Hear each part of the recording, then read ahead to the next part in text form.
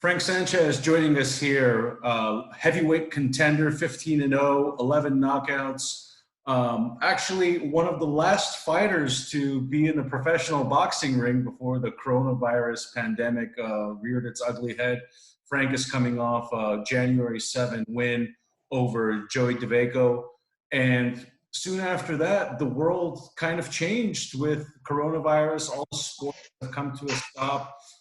Frank, I know you're at your home in Miami. How are you keeping yourself busy? I know this is kind of your off season right now with kind of rest and recovery from all the training and the fight that you just had, but how are you kind of keeping sane over the last month? ¿Cómo te estás manteniendo ocupado, Frank, en estos días estando en tu casa con todo lo que está pasando?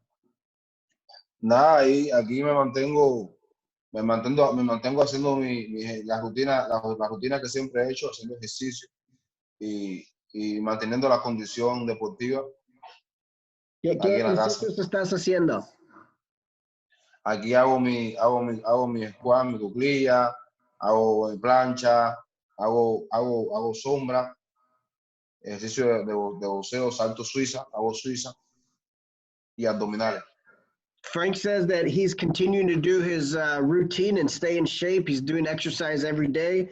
He says he does push-ups, shadow boxing, and other physical conditioning inside of his home while exercising social distancing.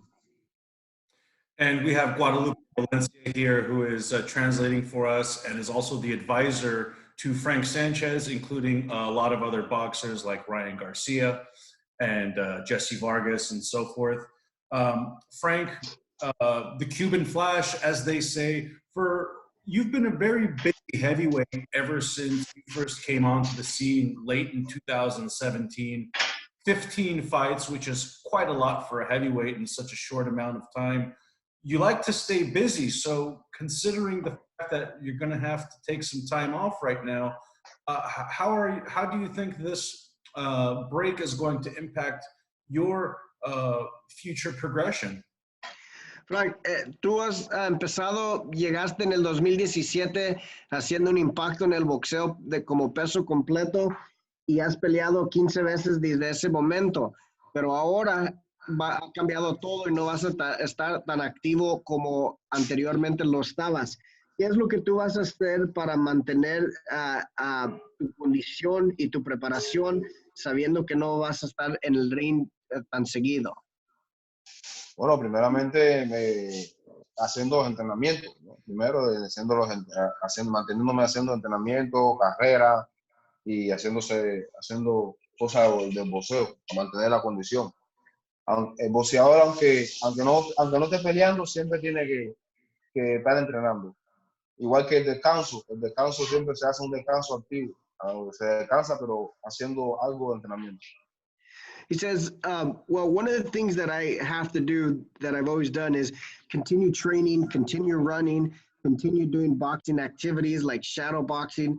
He says part of a fighter's life is always training and also getting rest. And now I have to get the rest because there's no boxing right now.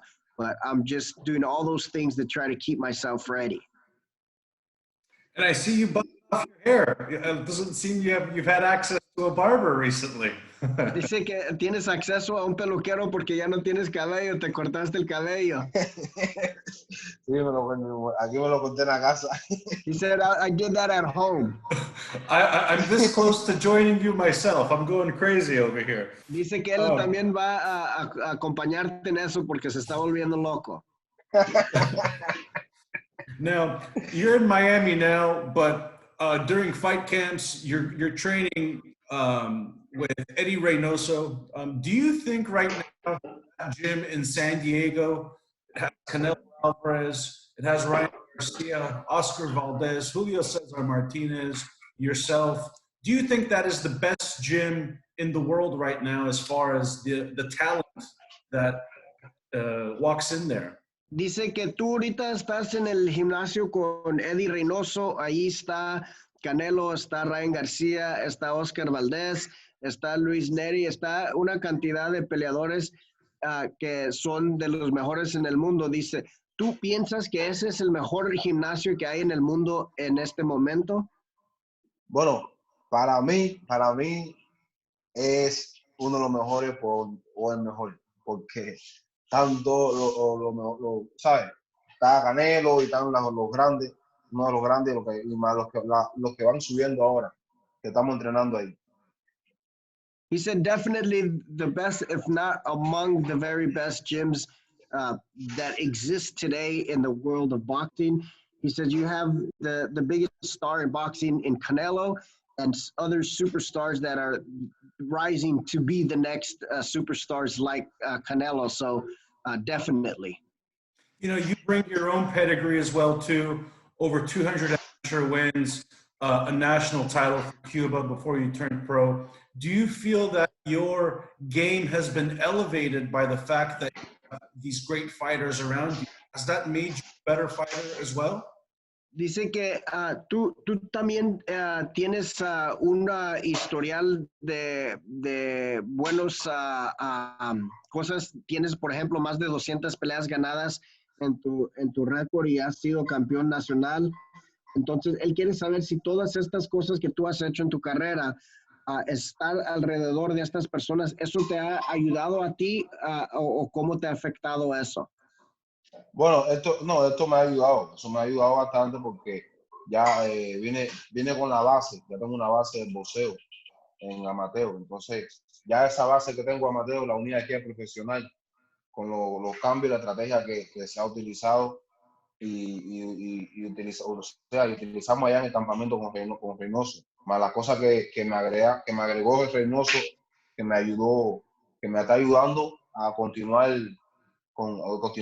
ganando y invicto en mi carrera deportiva.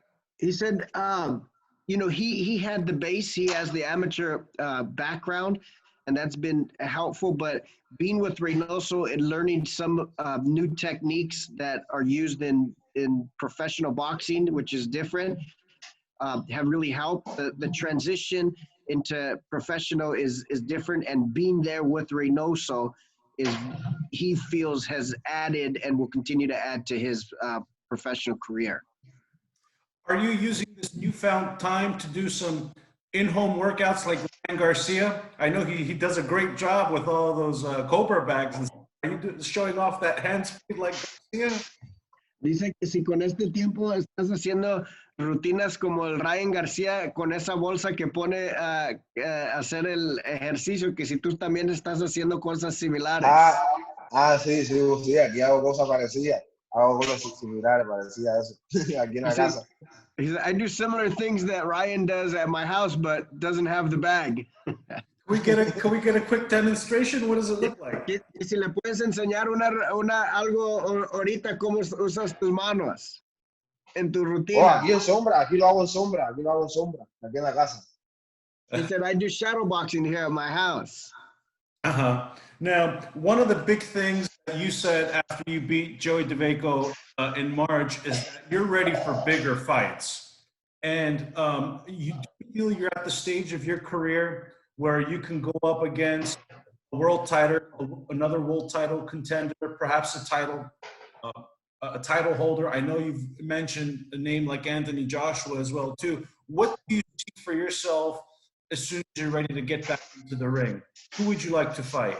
Dice que después de que tú tuviste tu última victoria con Joey DeVaco, dijiste que ya estabas listo para un título, que estás preparado para pelear con cualquier persona. Has mencionado el nombre de Joshua. ¿Quién es la persona con quien tú quieres pelear y por qué te sientes listo para pelear por un título? Bueno, con Anthony Joshua ya estoy listo 1000% ya. He said, with Anthony Joshua, I'm ready 1,000% right now. Obviously, they have some other fights and to face before I assume they would get to you. When do you see yourself getting back into the ring? Do you see it as soon as the fights are ready to start? How many times do you want to fight this year? ¿Cuántas veces quieres pelear este año y tú piensas que vas a regresar al cuadrilátero en cuanto empiece el boxeo de nuevo? Sí, yo pienso que sí, además cuando me digan ya ya empiezo mi campo de entrenamiento y listo para cuando empiece el boxeo ya empezar de nuevo a pelear. He said, I'm ready to, as soon as boxing comes back, I'm ready. As soon as my team tells me that I should start my training camp, I'm ready to go and I want to come back. But let me just add one thing I think is important here. You know, Frank has, as you mentioned earlier, an extensive amateur career. And all the fights that I've seen him fight, although, you know, the competition level is getting better and better each time. I don't like my observation of his fight on March 7th against Joey, who's you know, a lot of people call him a gatekeeper, but he's a really, really tough guy. I mean, Frank won 10 out of 10 rounds. And I just feel that with Frank's amateur experience, the new added component of having Reynoso to transition into the pros, professional boxing, which is a little bit different. I think that Frank has the tools to fight anybody, to compete at the highest levels. He hasn't lost a round. I don't think I've seen him lose a round since he became a professional fighter. And so I just feel he's one of those guys, you know, like Lomachenko and some of these guys that have extensive amateur careers who don't need a lot of professional fights to reach the highest levels. I really feel that Frank is one of those guys. He doesn't need 30 fights before he fights for a title. I think that with everything that he has accomplished so far, it's an indicator to us he could compete with anybody. So, you know, we have to wait and see how it plays out in the next fight or two. But if we received a call from any fighter at the highest level to go against Frank, I would no doubt, and I talked to Mike Burrell, my co-manager advisor, and we feel the same. We're prepared to throw Frank in there with anybody and feel confident that he could beat anybody. Now, in addition to taking those challenges, Frank, one of the biggest knocks on Cuban boxers of late has been they're not really exciting, but you bring a different element to the sport. How do you take in actually bringing the fight and making it a fan-friendly fight, especially as a heavyweight? Dicen que estos nuevos retos son importantes, pero dicen que mucha gente tiene la idea de que los peleadores cubanos tienen un estilo que no les gusta mucho al público porque se mueven mucho y no atacan. Tú tienes un estilo un poquito diferente. ¿Y qué piensas sobre eso? No, eso ya exactamente lo cubanos veremos con la escuela cubana, que casi muchas veces es de moverse mucho en el ring. Y eso más bien para Mateo sí está bien, pero aquí es profesional, uno no puede mover, hay que moverse, pero atacar y tirar golpes, no solamente moverse y no tirar, porque hay momentos que tiene que demostrar, y esto es profesional, ¿me entiendes? Y entonces mi estilo, okay. No, tú termina.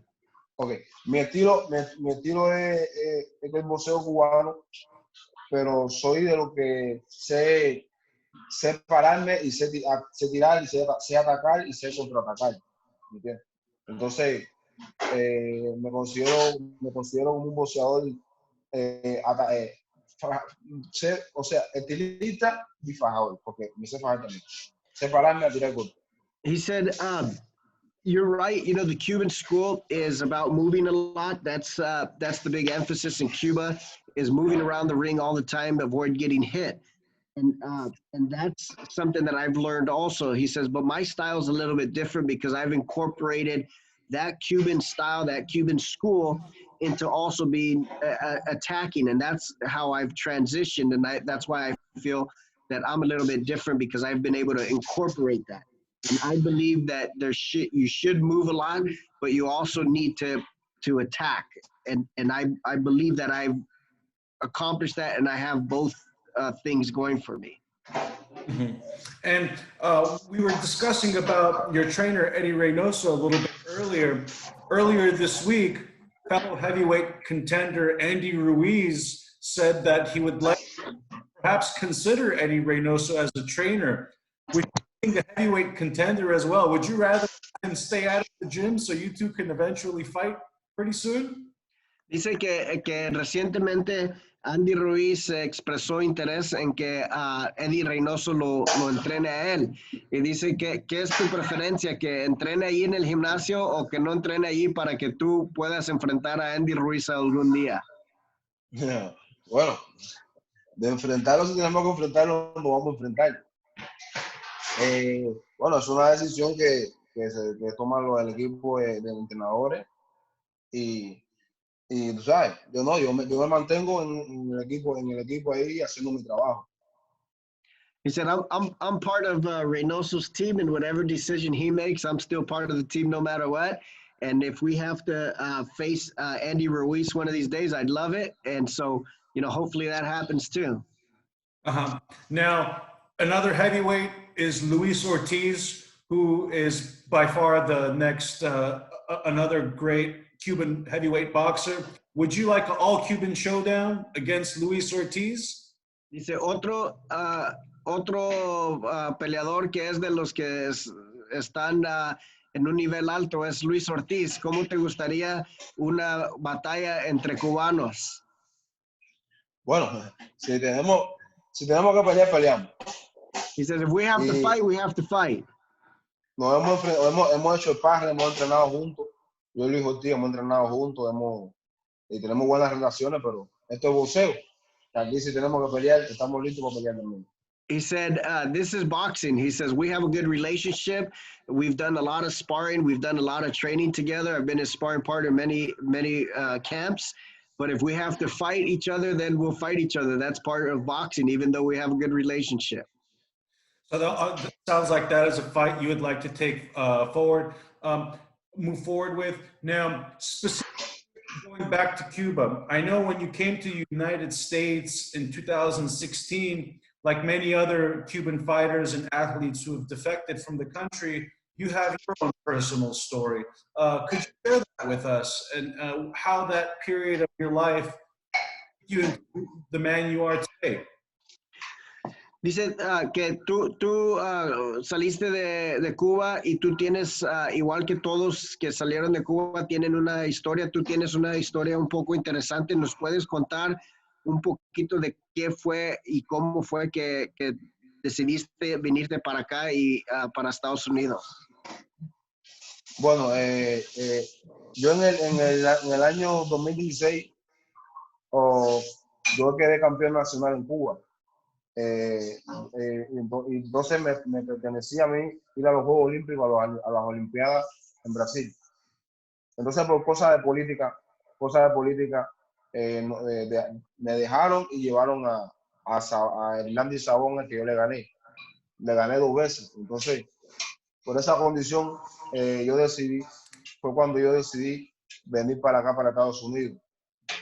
Me vine en lancha para México, y de México atravesé y llegué aquí a la frontera y entré a Estados Unidos.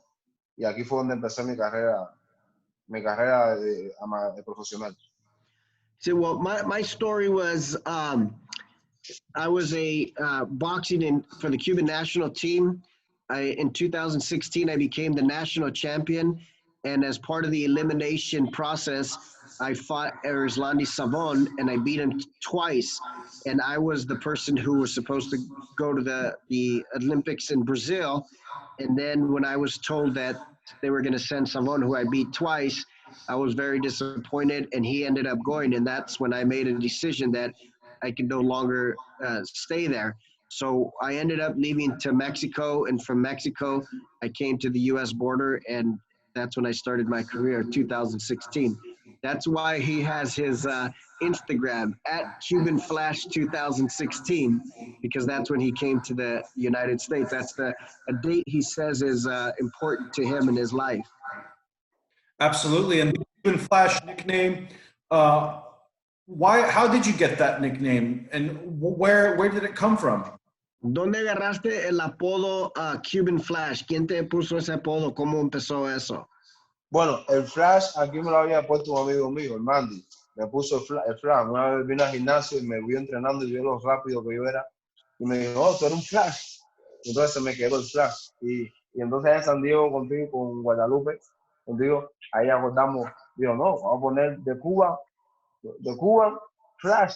Y el año que tú viniste aquí, a Estados Unidos, 2016. Entonces, ahí lo acordamos y se quedó. So the Cuban Flash started when he was training in Miami. There was a trainer. ¿Qué es el apellido de Mandy?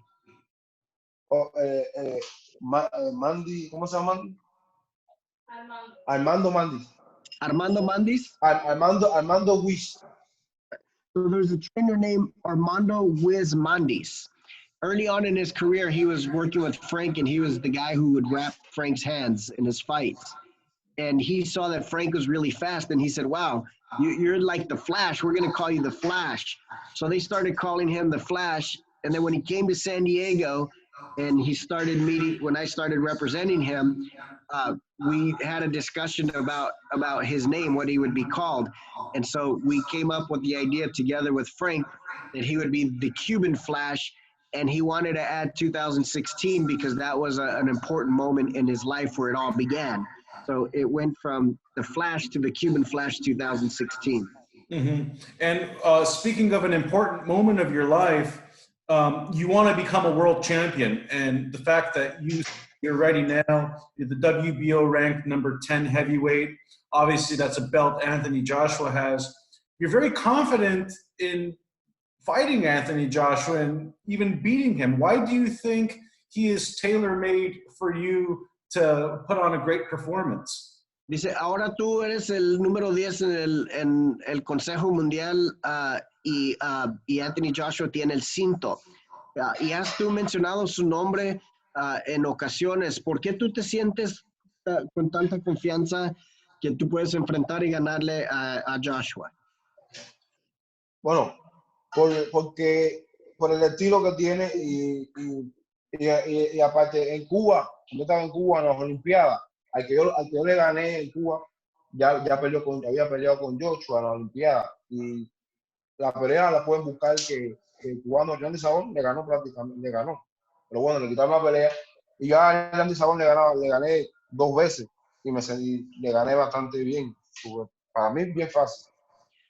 Entonces me siento, como veo a Joshua pelear, yo me siento en la condición y la facultad de decir que yo le gano, porque yo sé que le gano.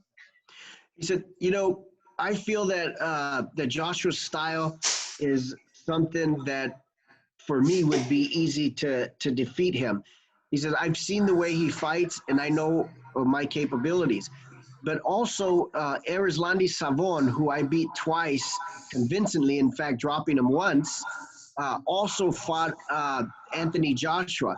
And you could see the fight between them two. Joshua got the decision, but it was clear to everybody, most people think that Savon beat Joshua in that fight. And so I just feel that because of my style, because of the history that I've beat a guy who beat him, I feel fairly confident that I could beat Joshua. Now, so Anthony Joshua has some matches. It looks like Kubrat Pulev and Alexander Usyk he'll be fighting next. Tyson Fury is tied up with Deontay Wilder in those fights.